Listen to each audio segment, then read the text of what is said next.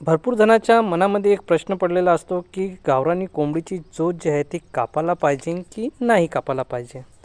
पण यापेक्षा महत्त्वाचं आहे मित्रांनो की गावरानी कोंबडीची चोच जी आहे ती कधी कापायला पाहिजे आणि कधी नाही कापायला पाहिजे, आधी ते आपण समजून घेऊया. जर मित्रांनो तुम्ही बंदिस्त गावरान कुक्कुटपालन करत असाल, म्हणजे तुमचे जे पक्षी आहेत ते शेडमध्येच राहत असेल आणि तुम्ही त्यांचं जे फीड आहे ते तुम्ही शेडमध्येच देत असेल, तर काय होतं मित्रांनो, कालांतराने त्या पक्ष्यांना जे शेडमधली जागा आहे ते कमी पडू लागते आणि अशाने त्यांचा जो स्ट्रेस आहे, ताण आहे, तो वाढत जातो आणि ते मग आजूबाजूचे जे पक्षी असतात त्यांना टोच मारत असते, पिसं खात असते त्यांचे आणि ते सतत चोच मारत असल्याने त्यांना जखमा होतात.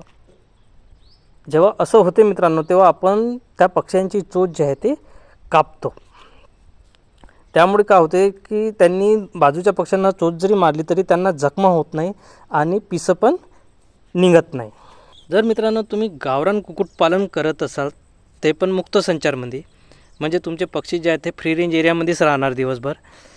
गावरान कोंबडीची एक मेन गुणधर्म म्हणजे तो कोंबडी जी आहे ते आपल्या पायाने चोचीने माती उकरून जे आहे त्यातले किडे किटकुलं शोधून ती खात असते. त्यावेळेस मित्रांनो तिची चोच जी आहे ते खूप महत्त्वाची असते तिच्यासाठी. तर अशा वेळेस मित्रांनो तिची चोच कापायला नाही पाहिजे. जेव्हा पण मित्रांनो तुम्ही गावरानी कोंबडी किंवा कोंबडा मार्केटमध्ये विकायला जातात, तेव्हा चोचीमुळे जे आहे ती कोंबडी एकदम देखणी आणि रुबाबदार दिसते आणि तुम्हाला किंमत पण जी आहे ते चांगली भेटते. मित्रांनो तुम्हाला तुमच्या प्रश्नाचं उत्तर मिळालं असेल. जर तुम्ही बंदिस्त कुक्कुटपालन करत असाल तर चोच जे आहे ते वेळोवेळी कापायला पाहिजे आणि जर तुम्ही मुक्त संचारमध्ये कुक्कुटपालन करत असाल तर चोच नाही कापायला पाहिजे.